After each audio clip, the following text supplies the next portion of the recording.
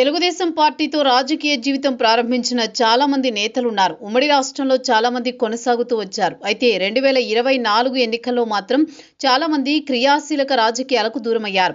వారసులను రంగంలోకి దించారు. తెలుగుదేశం పార్టీ నుంచి అయితే ఆ పార్టీ ఆవిర్భావం నుంచి కొనసాగుతున్న నేతల్లో ఒక అయ్యన్న పాత్రుడు మాత్రమే మిగిలారిప్పుడు. ప్రస్తుతం ఆయన స్పీకర్గా ఉన్నారు. అయితే వచ్చే ఎన్నికల నాటికి రాజకీయాలకు దూరం కావాలని నిర్ణయానికి వచ్చినట్టు తెలుస్తోంది. విద్యార్థులతో అసెంబ్లీ నిర్వహించిన సంగతి తెలిసిందే. ఈ సందర్భంగా తన రాజకీయ జీవితం గురించి మాట్లాడిన అయ్యన్న వచ్చే ఎన్నికల్లో పోటీ చేయనని తేల్చి చెప్పారు. వారసుడు విజయ్ పోటీ చేసేందుకు గాను ఈయన పక్కకు తప్పుకునేందుకు నిర్ణయం తీసుకున్నట్టు తెలుస్తోంది. టీడీపీలో అయ్యన్న చేయని పదవి అంటూ లేదు. 1983లో టీడీపీ ఆవిర్భావం నుంచి ఆ పార్టీలో కొనసాగుతూ వచ్చారు అయ్యన్న. పార్టీ పట్ల వీర విధేయత ప్రదర్శించే నేతల్లో అయ్యన్న ఒకరు. 1983, 1985, 1989, 1994, 99, 2004, 2014, 2024 ఎన్నికల్లో ఎమ్మెల్యేగా గెలిచారు. సార్వత్రిక ఎన్నికల్లో 1996లో అనకాపల్లి ఎంపీగా విజయం సాధించారు.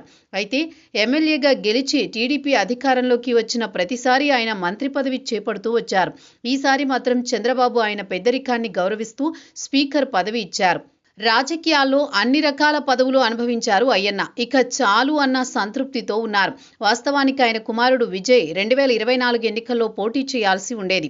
అయితే అప్పటి రాజకీయాలకు అనుగుణంగా చంద్రబాబు ఈసారి అయ్యన్న పాత్రుడిని రంగంలోకి దించారు. తండ్రికి తగ్గ తనయుడిగా కుమారుడు విజయ్ తనదైన శైలిలో రాజకీయాలు నడుపుతున్నారు. టీడీపీ సోషల్ మీడియాకు సేవలు అందిస్తూ వచ్చారు.